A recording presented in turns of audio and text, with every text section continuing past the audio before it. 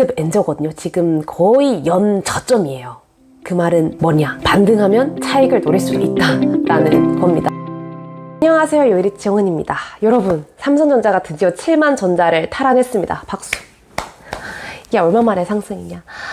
자, 제가 이전에 그 이삭 줍는 그 모션 하면서 삼성전자 줍줍할 때가 됐다라고 말씀드렸던 것 같은데, 좋은 결과가 나온 것 같아서 감사하기도 하고 고맙기도 하고 뭐 다 그래요. 근데 저 안 내립니다. 7만 전자에서 만족할 수 없어요. 그래서 여러분들도 버텨. 누가 내리는가 저 볼 거예요. 내려도 됩니다. 근데 제가 이렇게 말하는 이유도 오늘 말씀드릴 주제와 관련이 사실 있기 때문입니다. 농담이 아니에요. 영상 끝까지 봐주셨으면 좋겠고요.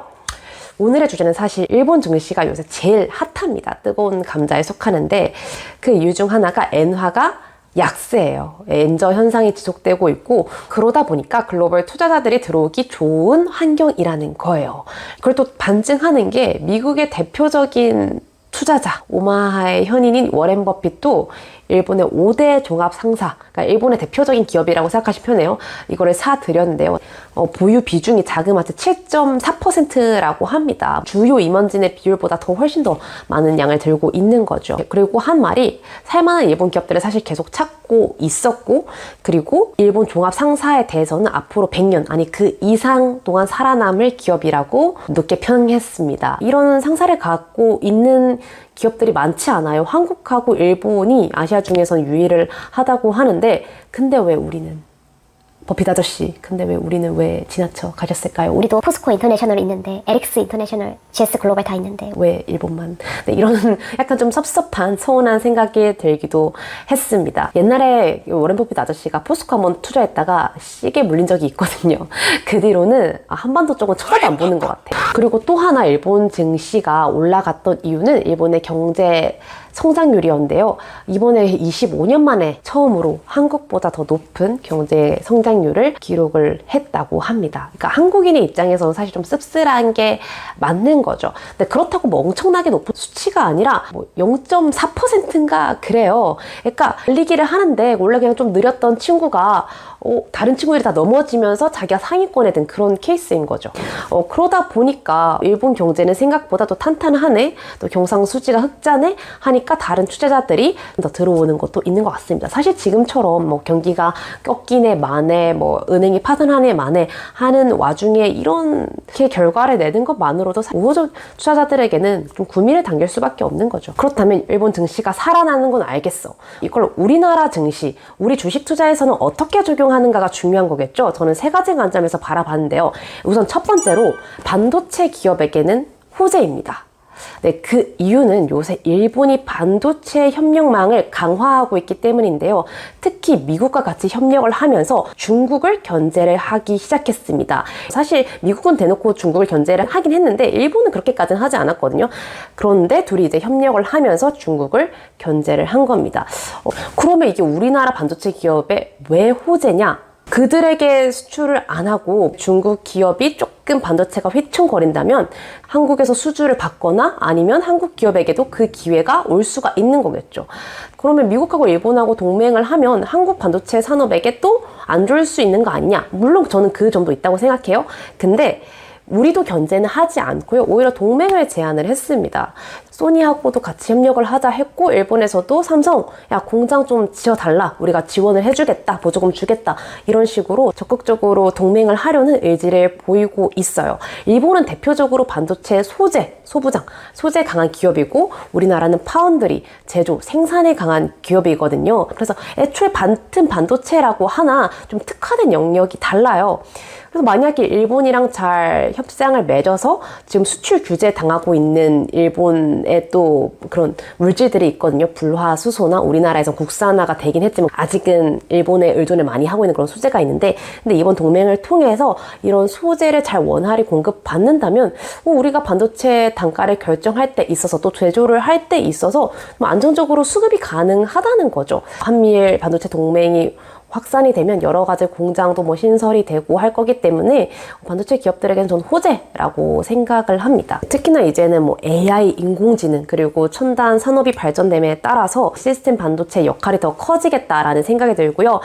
근데 이런 걸 만들려면은 이전에는 이제 전공정 작업, 칩을 미세하게 만드는 것도 중요했지만 이제 거기서 끝나면 안 된다는 거예요. 더 첨단 산업으로 나아가려면 후공정, 패키징을 할 때도 미세한 공정이 필요하다는 겁니다.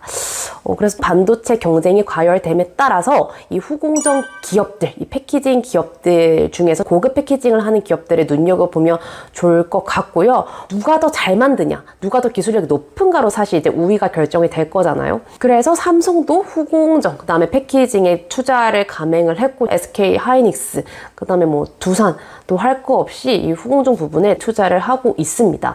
그래서 이 부분을 좀 눈여겨보면서 반도체 기업들 중에서 좀 선별을 하면 좋겠죠. 그리고 두 번째인데요. 여러분, 제가 말하는 걸 보면 느꼈다시피 당분간은 어떤 곳에 투자를 멀리 해야 될까요? 네, 바로 중국입니다. 한미일 동맹이 강화되면 사실 우리는 옛날에는 중국 눈치를 좀 많이 봤거든요. 중국이 우리나라 물건을 또 많이 사주고 또 우리가 수출을 많이 하니까. 근데 눈치를 이제 좀 덜 봐도 될 것 같아요. 꼬리를 좀 내리는 모습을 볼 수가 있을 것 같고, 그리고 위안화가 1대1로 정책을 펼치면서 미국의 기축 통화를 좀 위협하지 않을까, 이 부분에서 오는 긴장감이 있었거든요.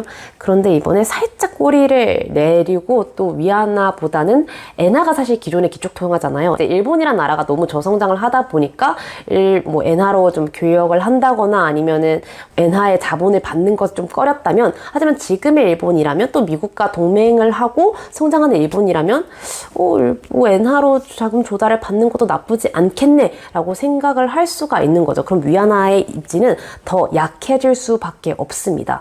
그래서 중국과 관련된 뭐 지수라던가 이런 기업들은 당분간은 좀 멀리 하는 게 좋을 것 같습니다. 제가 저번에 이제 새롭게 연금저축 펀드 영상을 올리면서 솔렉티브를 매도를 하고 인도 ETF로 갈아탔어요 라고 얘기를 했었거든요. 안 갈아탔으면 진짜 큰일 날 뻔했습니다. 뭐 인도도 그렇게 많이 오른 건 아니지만 지금 돌아가는 상황을 봤을 때 중국에게 좀 불리한 상황은 맞는 것 같아서 전기차 시장이 정말 확장이 되어서 모두가 활황을 이루어지기 전까지는 당분간은 중국은 좀 멀리 하는 게 좋을 것 같다라는 생각이 듭니다. 세 번째는요, 역대급 엔저거든요. 지금 거의 연 저점이에요. 그 말은 뭐냐? 반등하면 차익을 노릴 수도 있다 라는 겁니다. 사실 달러가 제일 낮을 때 달러를 좀 샀던 사람들은 달러 선물을 미쳤다고 사냐 막 이랬었거든요. 근데 거의 14,000원까지 올라갔어요. 40%가 올랐다고요. 그랬듯이 엔화도 마찬가지입니다. 지금 연 저점이기 때문에 물론 더 내려갈 가능성은 있지만 만약에 조금이라도 좀 돌아선다면 그 안에서 충분히 차익을 낼 수 있는 구간이 저는 있다라고 생각해요. 왜냐면 워낙 많이 내렸기 때문에. 그리고 엔화 강세를 누구보다 바라고 있는 건 바로 미국이에요. 이 점에 좀 주목을 해야 됩니다. 제가 이번에 기사를 하나 읽었는데요. 미국이 일본에게 반도체 개발할 때 있어 인재를 내어줬습니다. 인재를 내어주기가 진짜 쉽지 않거든요. 그 말은 진짜 일본을 살리려고 미국이 작정을 했다는 거예요. 그 이유가 뭐겠어요? 지금 미국이 뭐 디폴트니 뭐니 하면서 재정적으로 굉장히 악화가 됐고 다른 나라에게 굉장히 많은 신뢰도가 깨졌단 말이에요. 그렇기 때문에 위안화가 기축통화로 올라설 수 있는 환경을 자기네들이 만들어줬어. 그러니까 이거를 제일 미국이 싫어하잖아요. 그러니까 어떻게 하겠어? 이걸 대처할 수 있는 다른 통화라도 만들어서 이걸 막아야겠죠. 그걸 지금 엔화로 선택을 한 겁니다.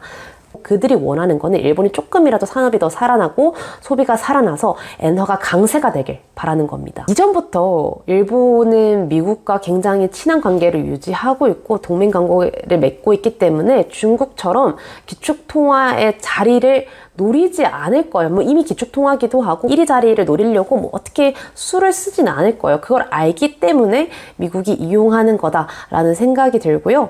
이거를 조절할 수밖에 없는 게 일본 주식을 제일 많이 들고 있는 게 미국입니다. 그리고 그 다음이 워렌 버핏 할아버지예요. 워렌 버핏 할아버지 미국인이잖아요. 결국에는 이 일본 증시를 조절할 수 있는 것도 미국이고, 그럼 결국에 이번 일본 증시 시장을 올린 것도 저는 달러 자본이다 라고 생각이 듭니다. 그럼 결국에 그들이 원하는 건 엔화 광세이기 때문에 지금 엔화가 최저점일 때 도전을 해본다면 어느 정도 차익은 낼 수 있지 않을까 생각이 들고, 만약에 연금저축 펀드로 달러 선물을 들고 있다면 지금 많이 올랐잖아요. 많이 올라오고 좀 내린 상태일 텐데 저는 일부 매도하고 저라면 엔 선물로 갈아탈 것 같아요. 네, 이렇게 오늘의 이야기를 한번 나눠봤고요.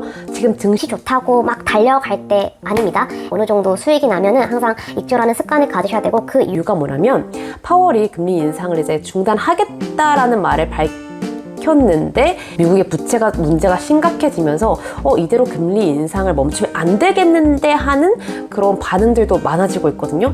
그러다 보면 여기서 멈추지 않고 6월 달은 또 금리가 어떻게 될지 몰라요. 그래서 6월 15일에 금리 결정일인데 그때까지는 조금 더 지켜보시고 익절을 하는 습관을 들이시는 게 좋을 것 같아요. 그래서 6월 달에 이제 소비자 판매 지수, 물가 지수를 꼭 확인을 해야 될 것 같고요. 그리고 미국 부채 문제가 협상이 됐지만 IMF에서는 이걸 그렇게 좋게 보고 있진 않거든요. 협상이 됐다 하더라도 미국은 항상 주의를 해줬으면 좋겠다라는 입장. 그래서 6월에 금리가 어떻게 될지 알 수가 없어요. 중간중간에 무슨 말을 던질지 몰라.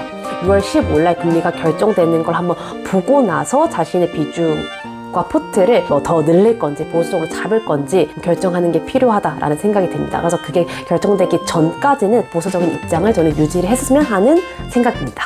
그럼 다음 시간에 만나요. 안녕.